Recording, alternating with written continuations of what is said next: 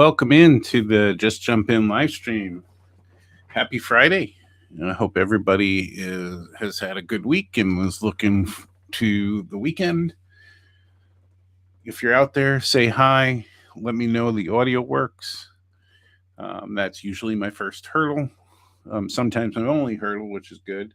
But as we get started, it's good to know if you can hear me. Welcome in. So our first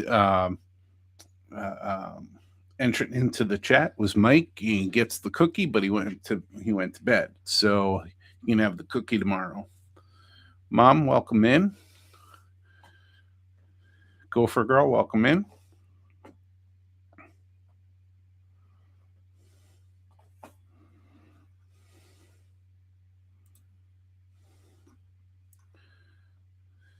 Hey, Bill. Nice to see you. Clark, long time.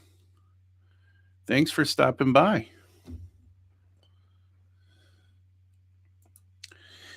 I'm not sure if...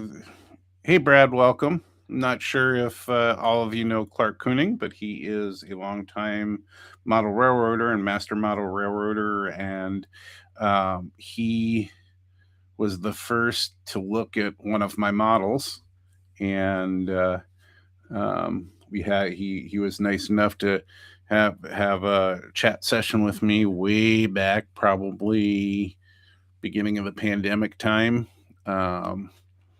as we connected through an online show, and I really appreciate his feedback and helped me certainly advance my modeling at the time. Hi, Allie.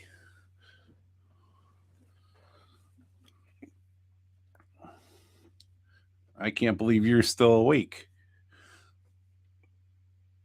Yeah. It had to be. It was maybe not quite at the beginning of the pandemic, but it's been years. It's been years, Clark, and hope all is going well with you. And appreciate you stopping in to see what things are like. So, what have we been up to this week? Everybody let me know what you've been up to in the chat, and we'll talk about what I've been up to. And maybe, well, two things really were the focus. I got the go-ahead from the boss that allowed me to move my modules, and so I'm going to have them upstairs. I'm going to be able to film them better and show progress on them as I use them towards the AP program for the NMRA, and I did more work on the coil car. So we'll look at those things. I'm going to try to play some short videos. They're videos that you can watch certainly on this channel. They were from the beginning of my journey in YouTube, so they are really terrible videos and all of that, but I wanted to give you a look at some parts of the N scale layout that I took down. And so I'm gonna as folks are coming in, I'm gonna try and show you the suburbs on the layout and the city scene. So it had a 2-block city, it had suburbs, then it had a park and a kind of an old town area, and then it had kind of in the back, it had a school that I made from a bank, a Cato building, and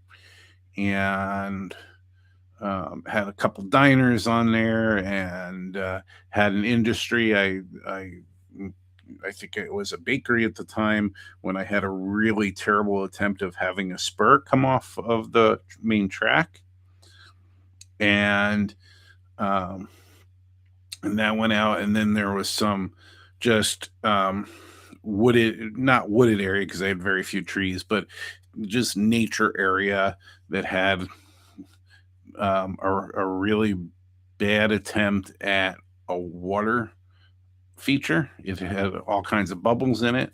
I still have people fishing in it, and all of that.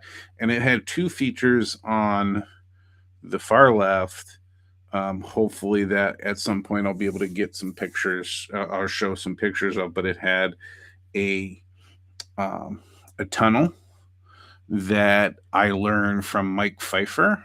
If any of you know, he's also on YouTube, and he's an N scaler, and he had a business that he's wound down and is retiring from as a N scale distributor or mail order retail business for N scale, and he's into cars, and he's rebuilt his layout a number of times. And he's a master YouTuber, and it shows. But I learned how to do a really simple tunnel. And so at some point I want to show you that. And that's where I learned to use Sculptamold, and that became one of my favorite scenery materials. And then I had another hill on the other corner where I was using, again, Sculptamold, some rocks I stole from a parking lot. Did some scenery on that, learned the leopard spotting technique from Woodland Scenics on there. So a lot of good memories on this. So I am going to try and show you some of that, at least in these old videos. Hey, Bob, welcome in. So let me see if I can somehow...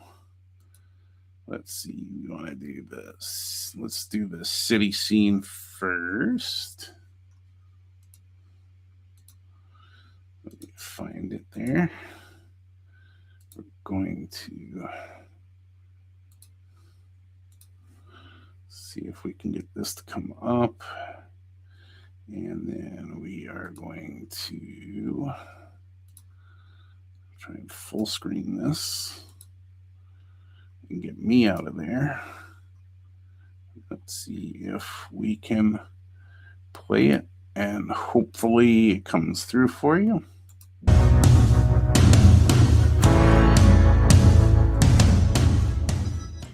Enjoy these city scenes of my N-scale layout while I am preparing videos for the HO switching layout.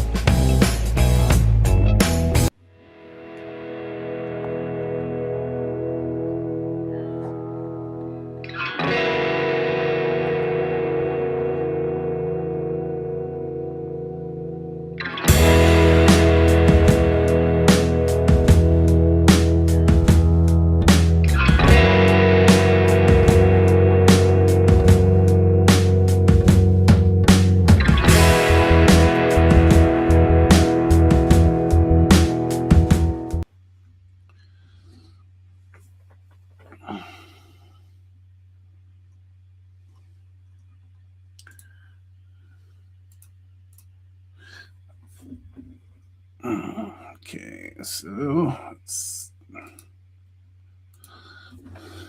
that was a quick run through. So all the way over on the right side is where I started, and that was the old town.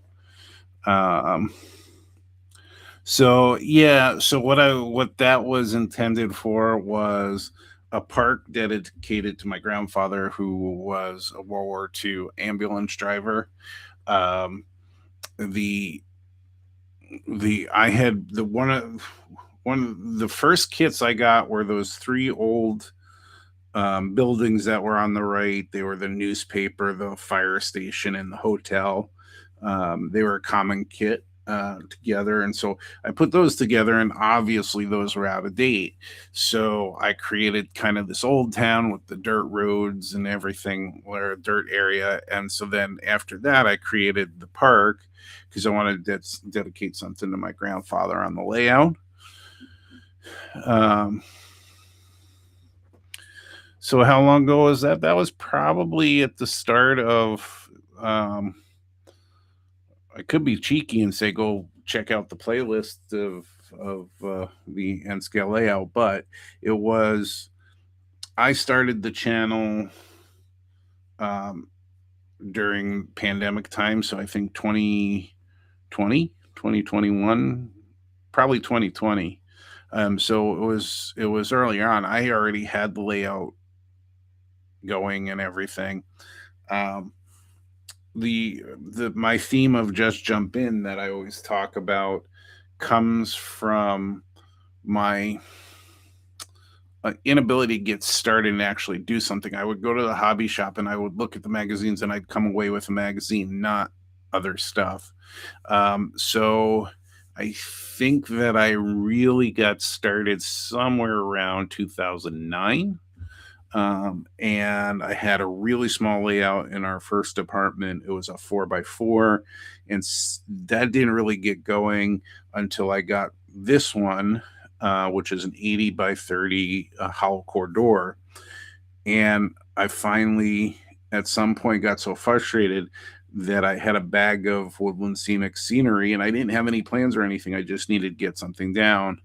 And so I snipped the corner, and that's where just jump in was, where I just dumped it out. I put some glue out and dumped it out, and it built from there. So I really had no plans for this. I did want to try some operational stuff. So I had one spur that came off of there, and then I had one double track area up front where I put the main station for the 2 passenger trains I had.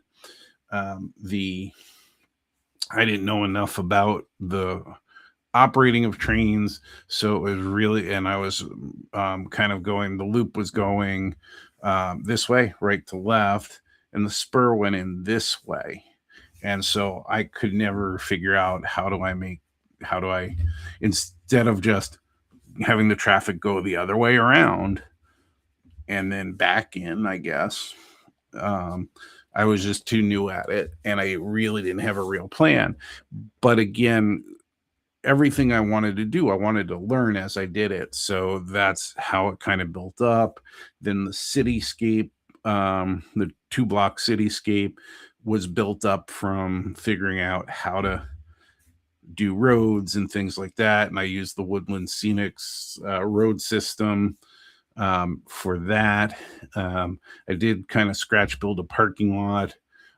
And around the station, I scratch built the parking lot around the little station I had.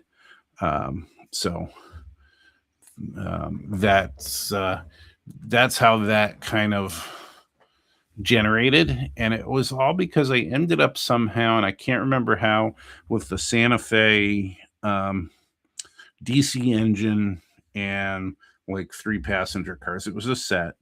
And then later on, I got a Amtrak engine, a Cato Amtrak engine, and the sleepers that were there.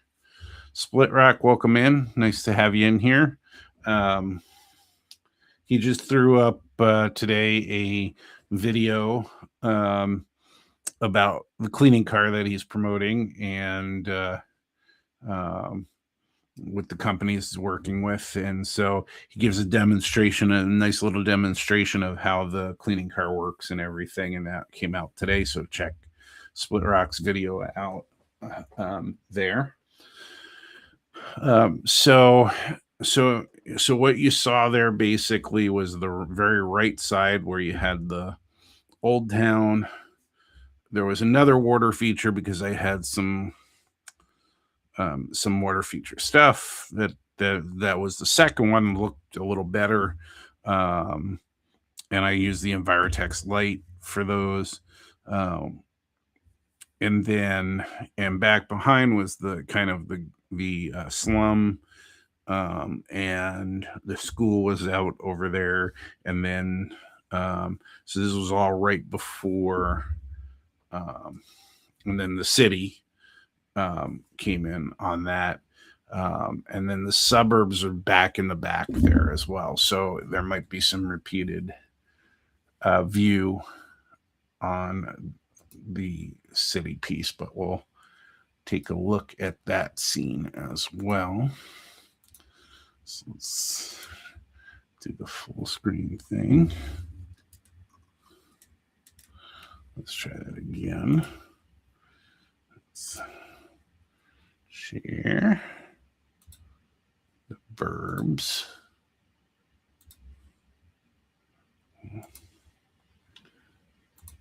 Featuring suburban modeling.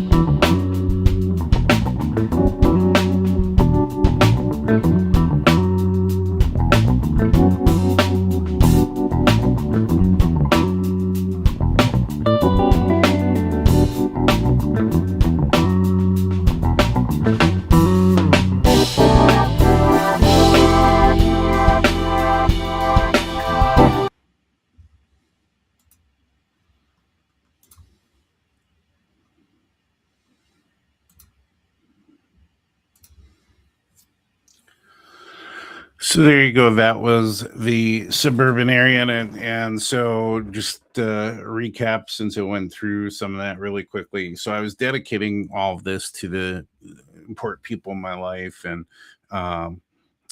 Isaac Road, the main road in the suburbs, was my father's middle name was Isaac. So that's, I named that. And as you saw, the really awkward name of the ENNFRR, that was named after my mom and my aunt. And their maiden names was Fisher. And so I named the railroad after them because it was basically financed by them. So they got the name of the railroad, and as you saw, the park was done up a little more in that video. I added lighting for the first time. I had a couple of two of those lights. So I put one by the main train station parking lot, and then in the park, and it looked really neat. And I'll have to find some photos. I have them all. I have a lot of photos, but they're not organized into anything to show, and I'll have to take some time to do that. But again, you can see all this stuff in the videos. You can see the full layout in operation on the videos that feature the golden spike for the NMRA, because I use that layout to get the golden spike. And I got that back in 2021. So, and it was a complete layout at that point. Anything I did on there would be, updates and things like that. So that was what I worked on, or taking that down is what I worked on, and then getting the modules taken apart and moved upstairs. Did some have a bad back right when I'm doing this, and so I haven't been doing myself any favors, but I've got all that stuff moved upstairs, and now I'm in the process of resetting up the modules. And then after I reset up the modules, I'm going to take all of the track off of there so that I can set up the modules for the prototype scene for the NMRA's AP certificate. So that was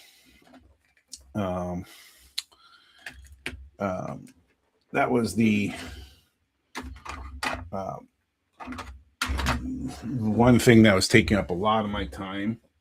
I listened to you guys, and having the spattering problem all the time and doing all the things I needed to do, I didn't really filter, but I went out and got these from a local auto parts store for about twice the price that they advertised, but it was, I think, for 10 of these, I paid $2. And it's really fine mesh, and I ran the paint for the coil car through here, and boy, did it make a difference. It was a good call to do that.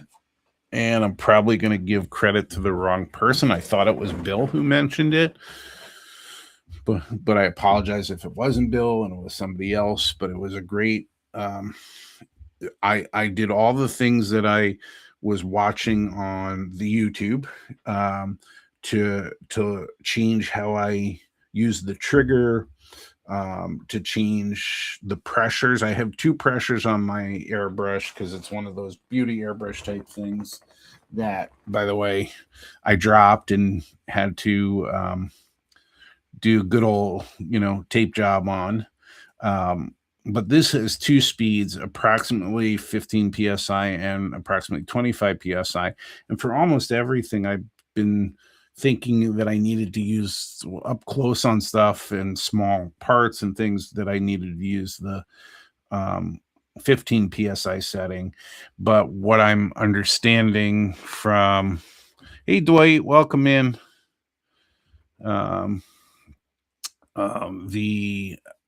From my understanding after watching all the Harder and Steenbeck videos is that an optimal pressure they were saying is between 24 and 28 or somewhere in there psi. So I did all the trigger changes. I moved to the 25 psi. I clean, if I was going between the primer and the paints, I have cleaner. I drop in everything. So I use this is the airbrush cleaner from Iwata.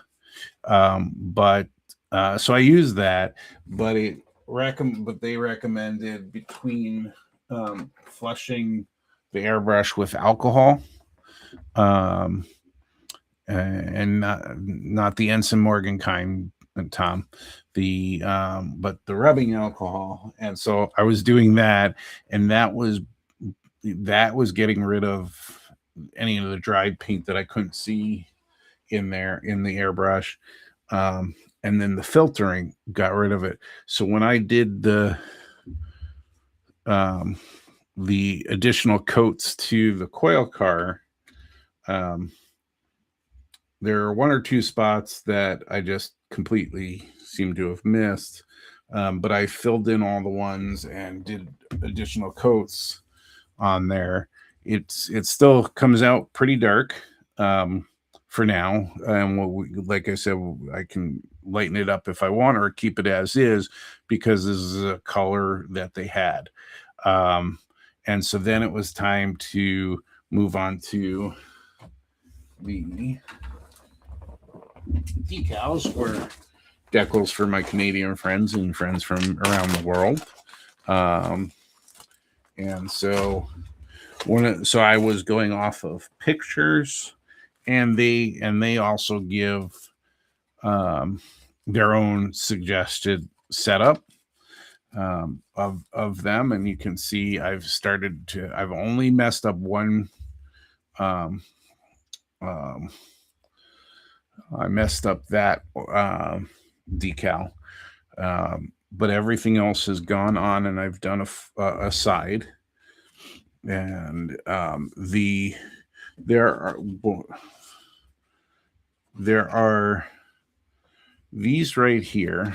Not that you're gonna see them up close, but those are supposed to go on those troughs, on the sides of the troughs. And so what I was noticing is, based on the way I built it, the troughs are kind of short, and so I can't get that whole decal on. So I certainly could maybe cut the top line of it off and maybe get them in. So we'll look at that. But otherwise, I did get the other side done. I probably should go over this with another layer of the microsole to again try and get it as tight and as soft and as transparent as possible. I cut everything as close as possible, except for this one in here, because it was set up exactly as it should be added. This is all one decal. And, if you can't see it really on camera here, but, or maybe if we get close, there you go. You can see how big that decal is, where I cut as close as I could to like that there. Also, this one is a full decal here. And then one decal there and one there, and then one there. So doesn't look horrible. Again, once I finish with it and then put the flat coat on for any weathering that I decide to do, we'll see if some of that silvering disappears. I did pop some of the bubbles with the hobby knife. And so right now it's a little shiny.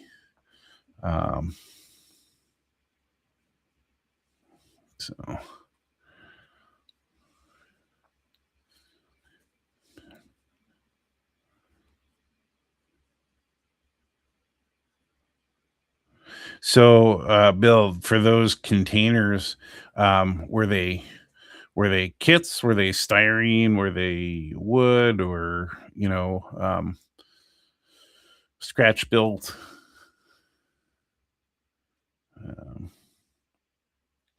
And then the paint and decal thing. Thanks, Tom. I appreciate it. I'm hoping soon that I'll be able to call on to you and others to do an evaluation on the car, and see if it passes the sniff test, as they say. And yeah, so all in all, through some of the trials and tribulations of it, I'm happy with it, and my decaling skills are getting better. They're not superb, but they're getting better.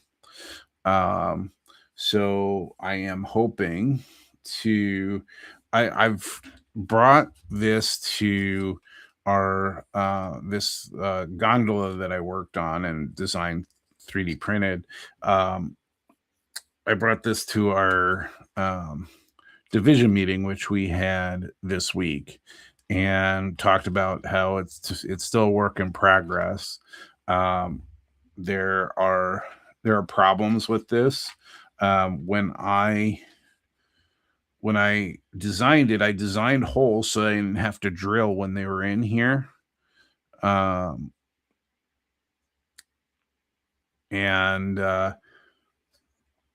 I didn't have for this wire to go out to the brake rigging, or the brakes that would be on there.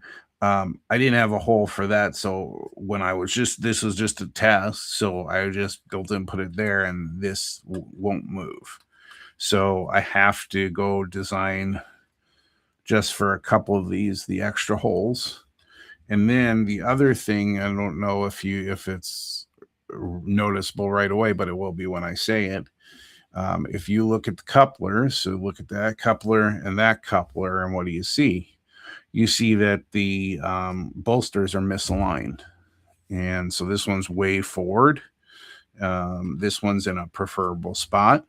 And I'm not sure how I ended up doing that, but that'll need to be fixed.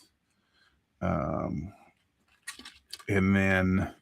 then I'm gonna, and you can see here where there's a place where I attempted to actually print the ladder to look more prototypical.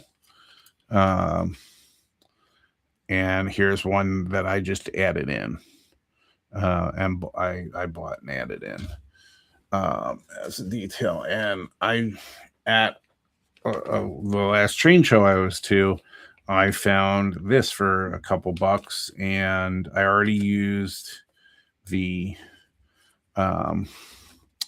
brake wheel that came in this kit for this, because I broke the brake wheel this came with, and I had a pack of like 5 brake wheels from Tichy or whomever, and I can't find those anywhere. And honestly, they may have been in scale. I don't know. So I actually saw this, and I got this immediately for the ladders, to have those ladders so that I can, work with those ladders, since I'm having so much trouble on there. So I have that for future makes of this. And this is in 3 parts. I tried to print this as 1 part, and the bottom looked terrible because you had supports in the bottom here. So I actually have 3 parts this. There's this inner part, which is just a flat, easy peasy piece. The underside, which is all this detail in here, including these supports in here as well.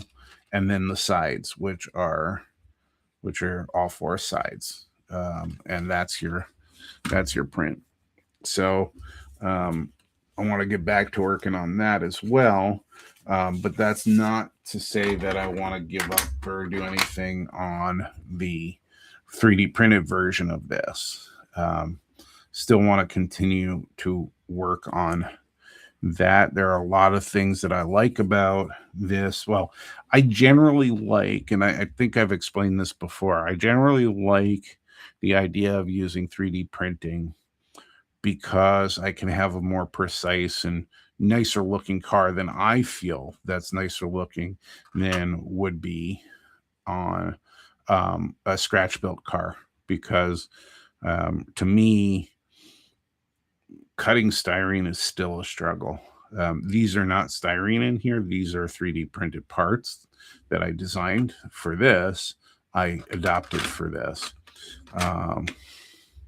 But the rest was, even though this didn't have a lot of cutting to do and stuff, it still wasn't easy. And so I think that this is going to look better final than this. But this one needs a lot of work too.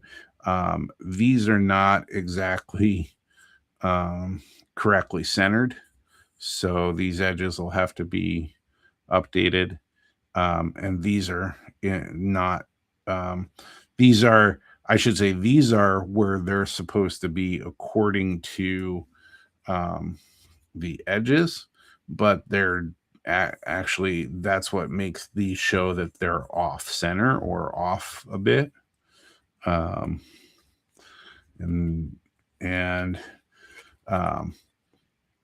So even though, if you look at this, you can see that these bolsters are further back. So these are equidistant on the ends, but they're too far out. And so they'll have to be moved back as well. And we're going to have to adapt the Hydra cushion braking system for this as well.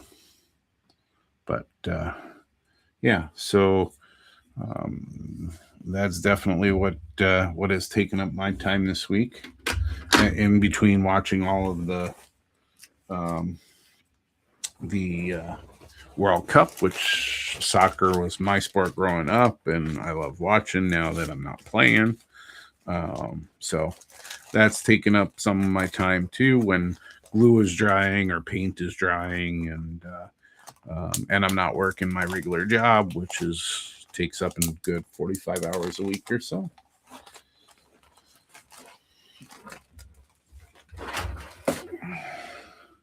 So let's see what we're talking about in the chat here as I was rumbling through all that. So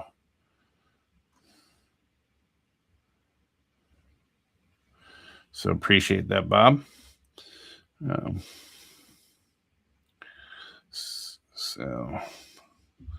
So styrene kits and plastic weld. I haven't used plastic weld in a while. I never refilled the bottle. I've been using the Tamiya extra thin. I think plastic weld is fine. It just seems heavier and thicker. That's all.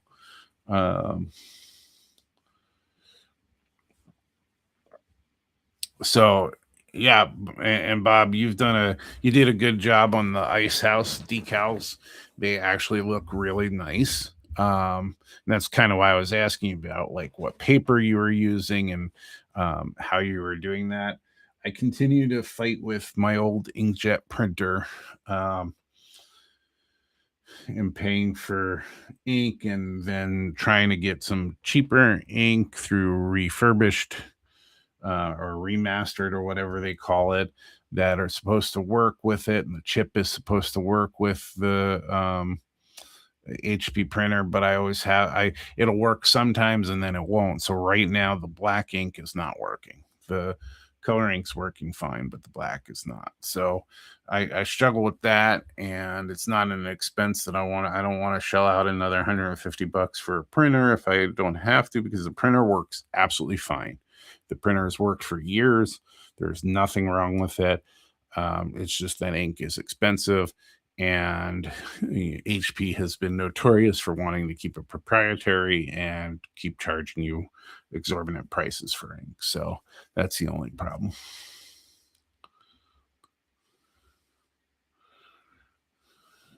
That's the hope. I certainly hope so.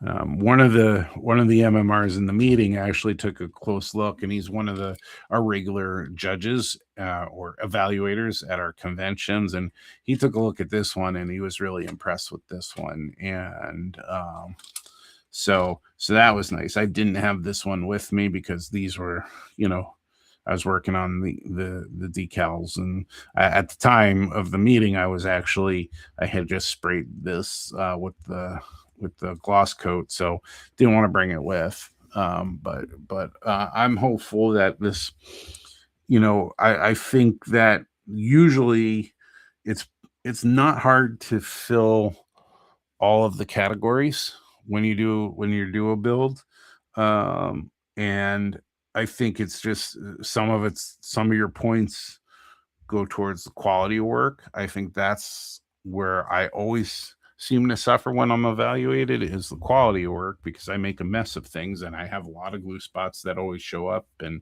all of that. But I feel the other things, and that's why the flat car I did merited, because it met every piece of it. And I think the finishing, where there was some paint scratched off when I was doing the decals, and the decals were okay, these came out better. So I think I only have I found a spot where I just need to, like, a dot of paint, and that will take care of that, and those look nice and straight and everything. So yeah, I think this has every chance of meriting, but I'm not going to hold my breath, and I'm going to keep working on it, and we'll see what the folks say when they evaluate it. So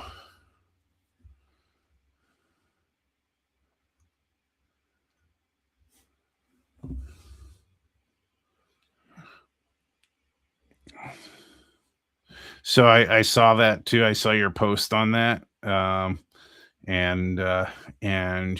you giving the hole close enough with the 45-degree angle on the curve section. I have to the legs, the way I did the legs for my modules is they're not sturdy at all. Um, with just the legs, but when they're together, it's pretty sturdy.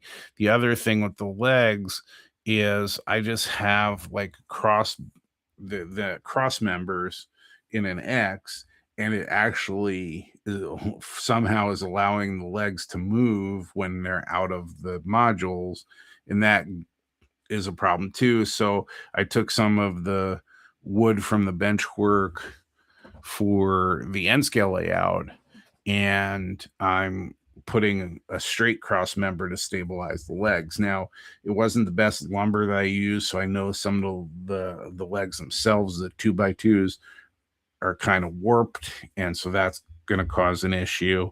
Um, but we're going to move on from there. Hopefully soon. So I only did one set of legs so far. So I have to update 3 more, and then we'll see if we can get it to stand up.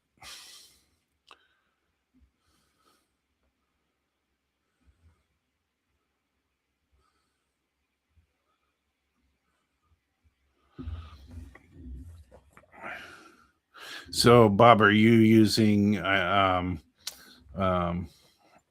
AI to help generate those decals? Or are you using like a drawing program or a design program for those?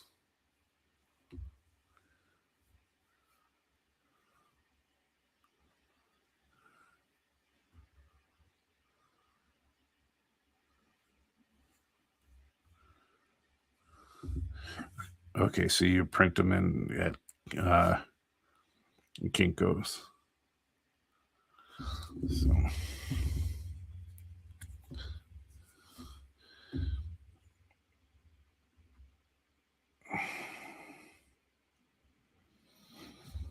So, Tom, did you get the go ahead for your layout to be shown at the National Narrow Gauge Convention?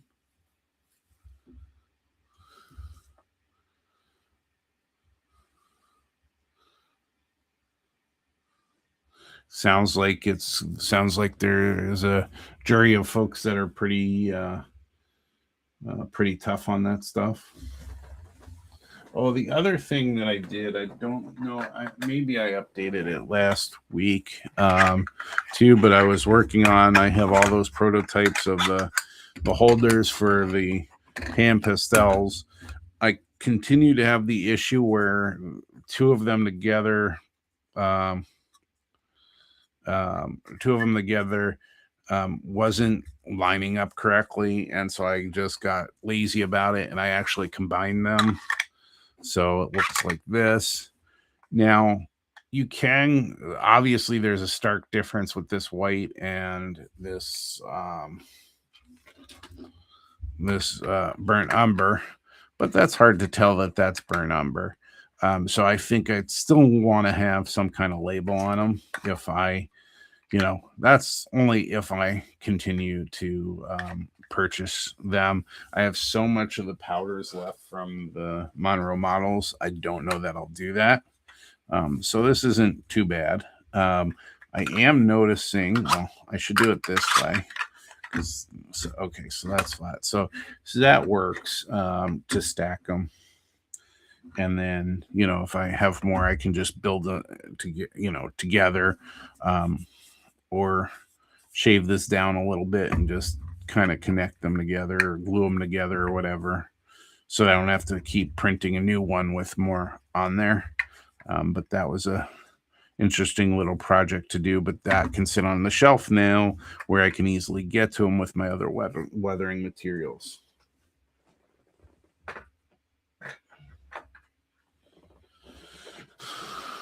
So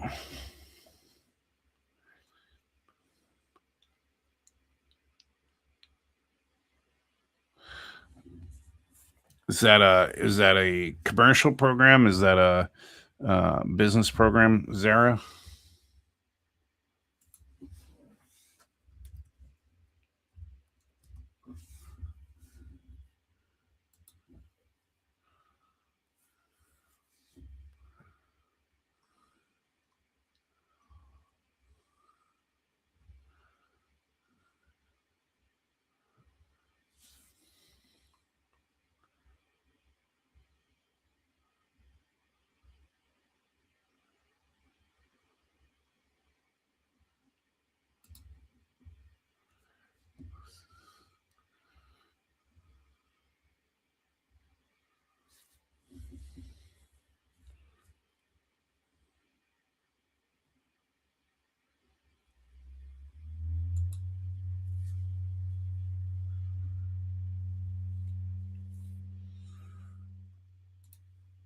So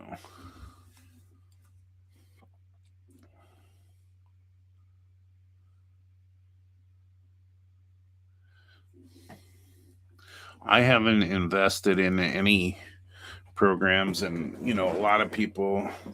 There was like a trial period for like Photoshop that I tried, and I at the time I wasn't using it, so I signed up for it at the wrong time. But I haven't really used anything.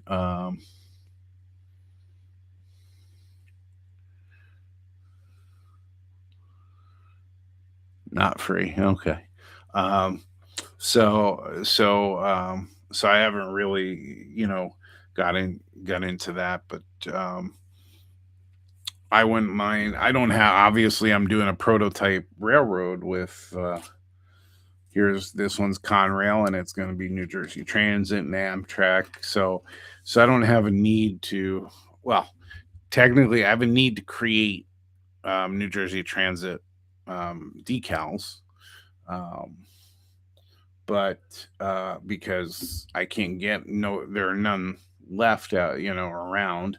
I've bought all the ones I could find anywhere I've been, and New Jersey Transit won't work with anybody, or won't work fairly with anybody, or wherever. In other words, decal makers can't make a profit. They're not going to work with New Jersey Transit and their demands. But it sounds more like they don't want to do the work, or they don't want to do the licensing of it, which is a shame, because all I would be doing is promoting them. Um, so I'm going to have to figure out how to take the logo from steal it from online, and save a picture of it and figure out how to make decals out of it, and some of the other stuff, um, and see how we might be able to finagle that. um, I was looking at I found a manual that was online for New Jersey Transit's all of their signage and stuff. So when I actually make signage and things, and I'm wondering if I could just somehow take from that manual a logo and then apply the colors to it somehow, and then if my printer's working, print them out. I do have some decal paper. I have the decal. Um, what do they call this stuff?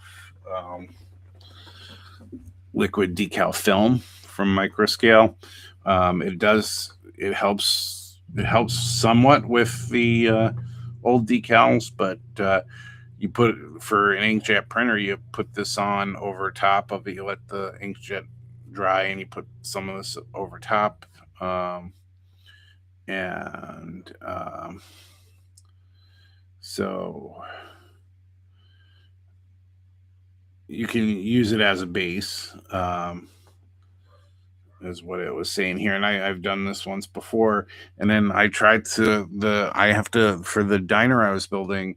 I had those old decals, and they came out. They were just disintegrating when I was trying to use them, so I put some of this over that, and some of them were actually working. So this does do a little bit of good. Um, but so I have that, and I've used that whenever I've printed decals. I've done little signs and things for the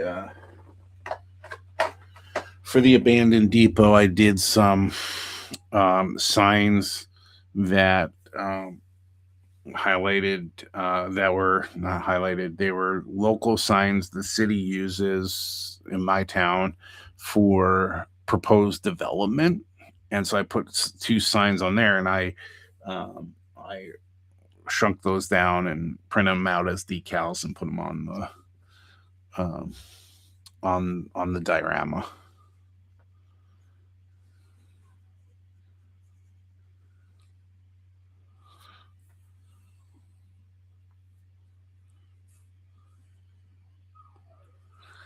So yeah,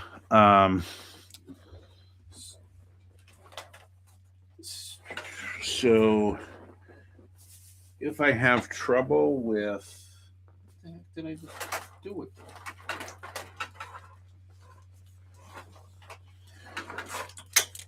Oh my goodness, I just drop everything.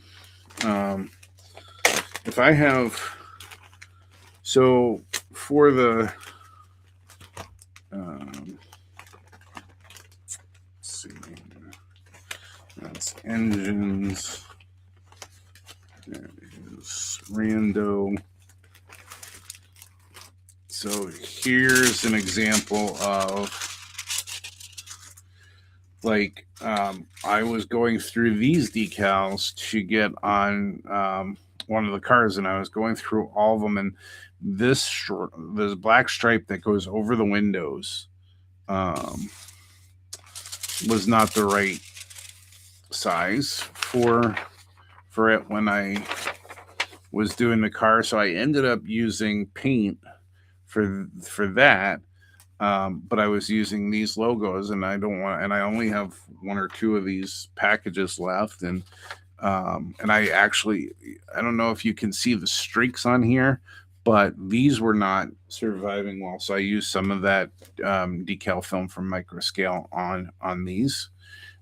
So when I go, if I have problems with them and I run out, that's going to be a problem. But the main ones I use, these are a little bit different setup from the ones that I don't use. I did try to use this for the cab car front. This has this, it's the wrong type of striping overall, but it's not horribly wrong, because it's a different line within New Jersey Transit, but I could get away with that. And this decal actually and number actually go on the door, and so I did that. But I'm worried about running out of mainly these if I have problems with them with these older decals. So anyway, and so I'm wondering, obviously, if I were to copy this, it's going to copy the white throughout this, and so that's going to be a problem printing on decal paper. But we'll have to try and figure something out. I'll watch a whole bunch of YouTube videos and get advice from Bob and everybody else and see if we come up with a solution, maybe, if we need to. But I'm far from getting to those anyway, because those are all still in pre-production, I guess you would say. They're still working on those. I still have those shells half done, and a 3D printed shell also half done.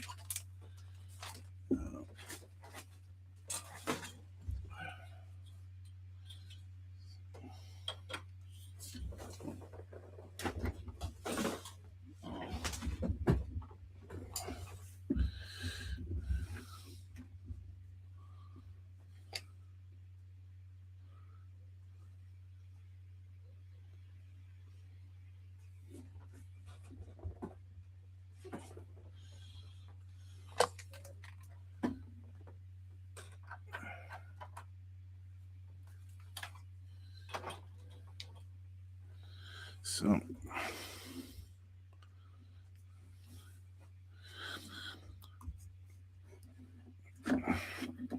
I suppose, Bob, if you have some skill, yes, it probably wouldn't be too bad. I mean, from a shape perspective, it's basically three lines that are diagonal, and then the NJ Transit underneath. So, but yeah, I mean, when I get to it, I'll probably reach out and talk to you about it and see if I'm still having trouble with those decals. We'll see how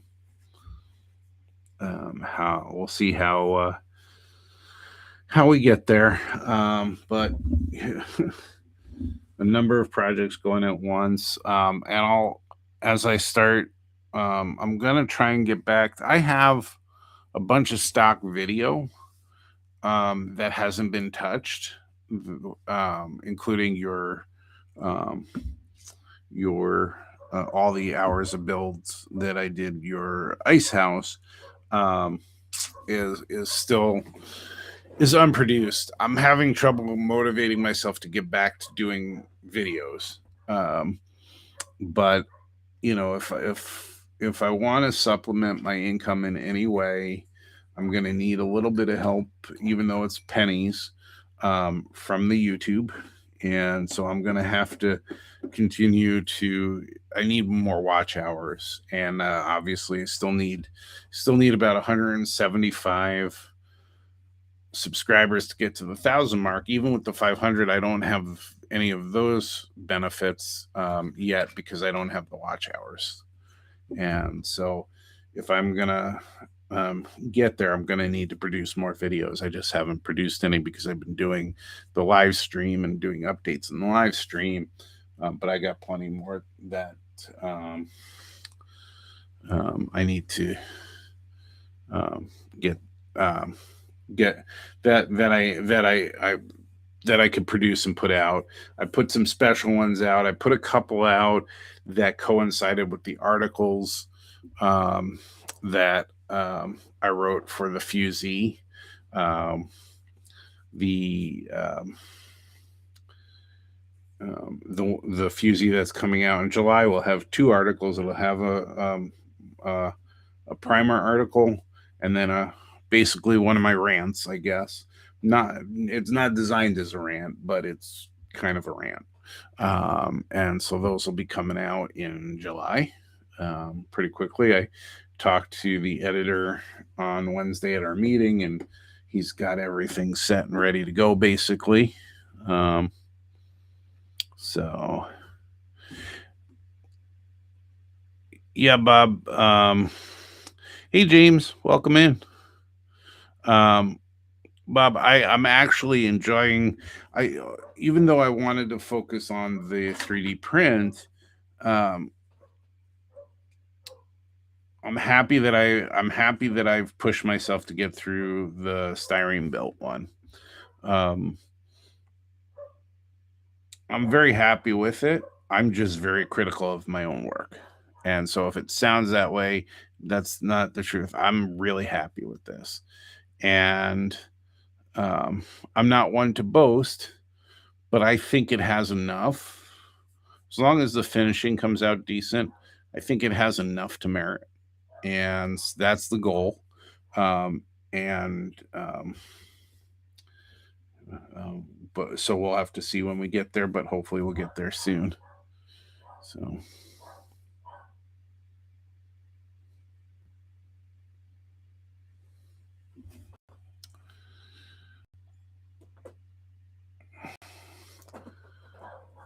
Okay.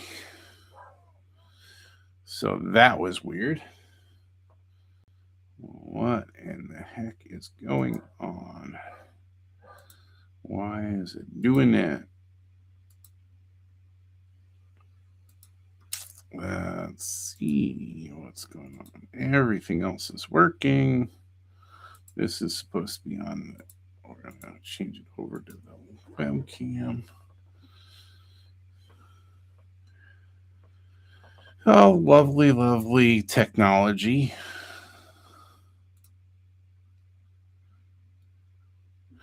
So everything's connected. It is properly connected.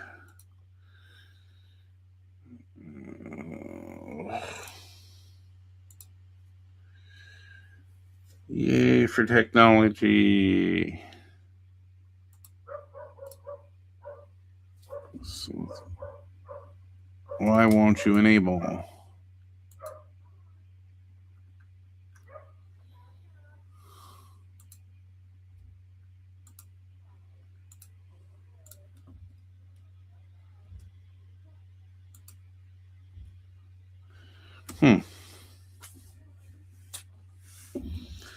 So let's cut that out, and then we'll redo it. See if we get it back. Yeah, it's just the camera. The camera, my screen does this every once in a while, and I have no idea what's happening, but the whole screen goes white, and then Restream says it's it's, oh, you can hear, that's Bailey. That's our young one. So there are people outside. So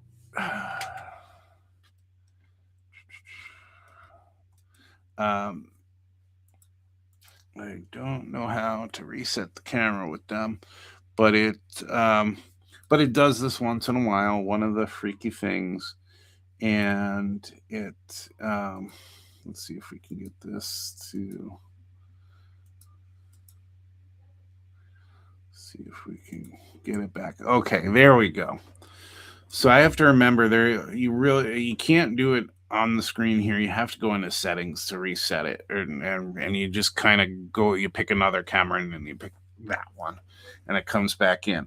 And I don't know why it does that. I haven't found any FAQs. I haven't found any forums or anything that identifies why it does that, or how to combat that, or what the issue is.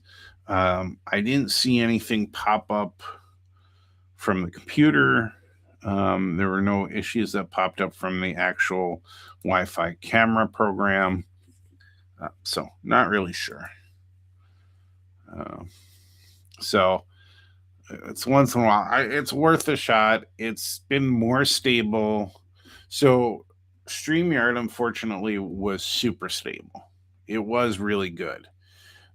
When the new company bought it, not only did because I used a free version, the raising prices didn't bother me, but they basically decided we're not going to let people just use it for free, and they kept taking away the few features that were available to users, and really saying if you want to use any features, then you have to pay for the program, and it's just more expensive than others when they redid the pricing. Hey Chris, welcome in. Nice to have you coming in here and checking us out. So I've been following your builds, and although I haven't seen a lot of stuff this week, but I was following the road you were building, the bridge you were building, which I thought was really neat. So that's the first time I've heard anybody say they've heard Bailey on and I have the window closed too, so it's usually not picked up, but she was barking at somebody. So welcome in, Chris. It's nice to have you here. And I'll be looking forward to your additional work on your layout. It's coming along really, really well, really quickly. So that's good. I know you have a lot with the kids this summer and stuff though too. So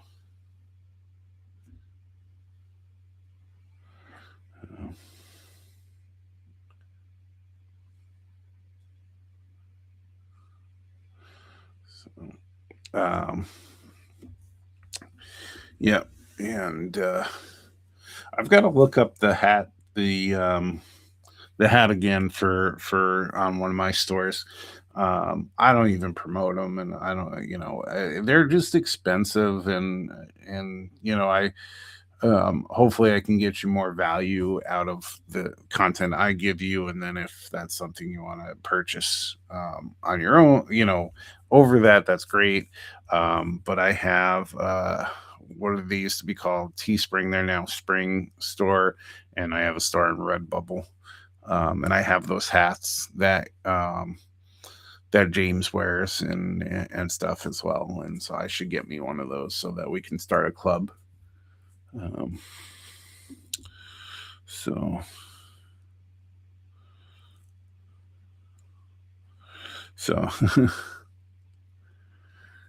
Yeah. I saved, Bob. I saved a bunch of foam at work years ago.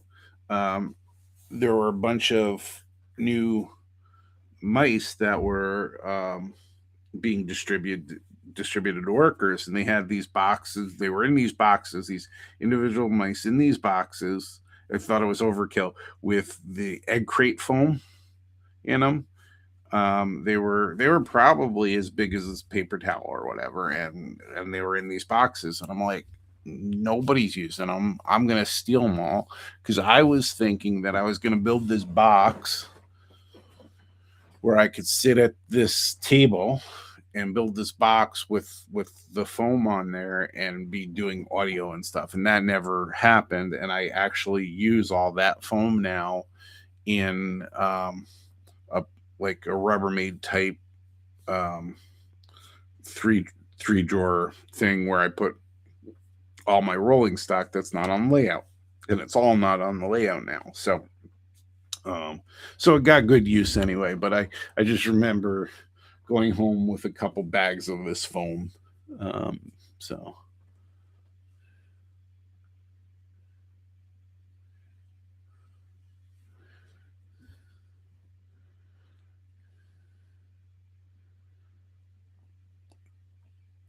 yep. So yeah, if I could just get rid of that 42, 43, 45 hour week job that I have and just do model railroading, I might actually be, you know, um, I might not ramp if that was the case.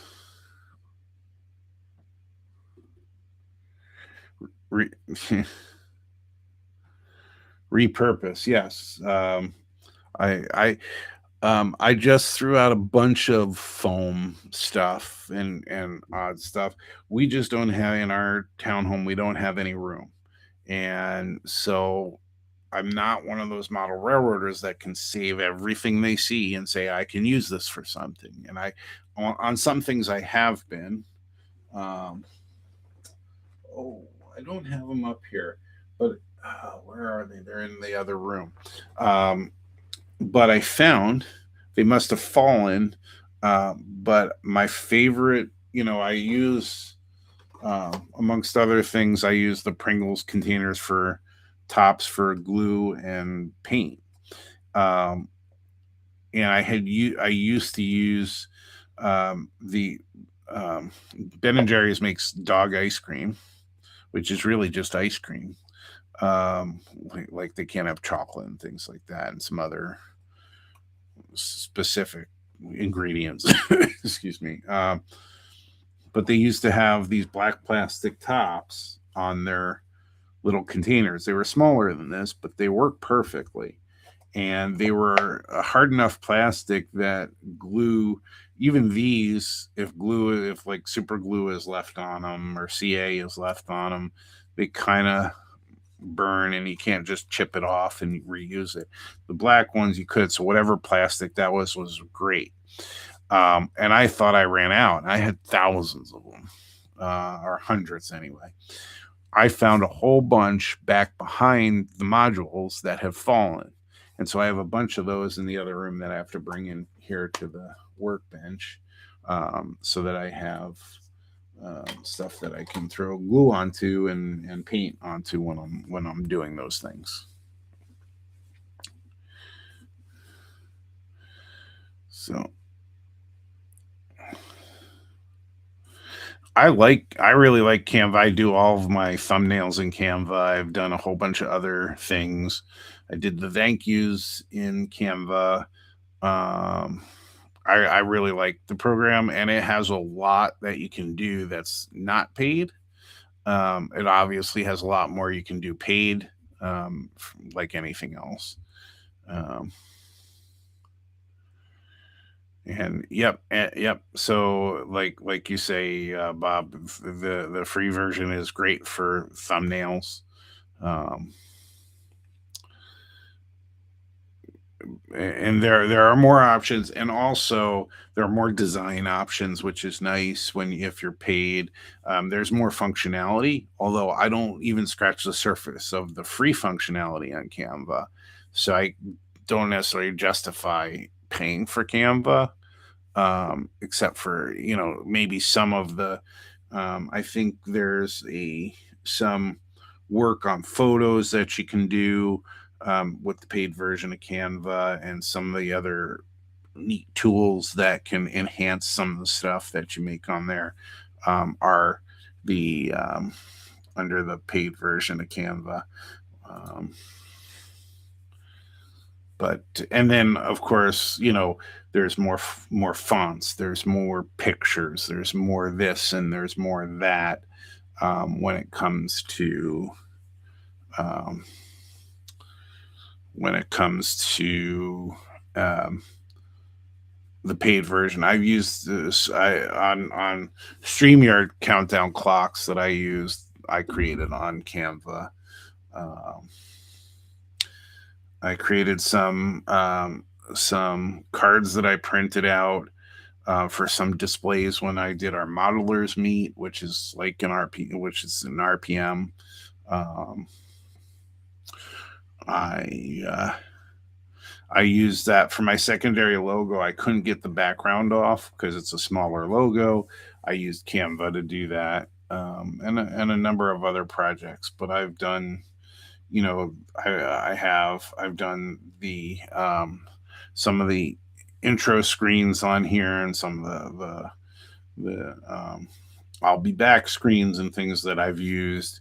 I've designed in Canva as well. I enjoy Canva a lot. But again, I'd rather spend my money on supplies for model railroading so I can build stuff. So, so and like everything else, and I don't know how, I haven't used it because I don't know if it's part of the paid version. I haven't looked at it, but even Canva has some AI assistance on theirs. Um, so yeah, and and I mean, I don't right now. I don't need something like Photoshop, but if I was, um, wanting to enhance my photos, if I was actually going to have like magazine ready stuff, that's something I probably would like to try. But um, even when in back in the old days, I used to love to do some landscape photography. I never used filters. I never altered them. I never used Photoshop for them or anything like that. And it was before the digital era anyway. But everything um, I took in the camera and stuff like that. So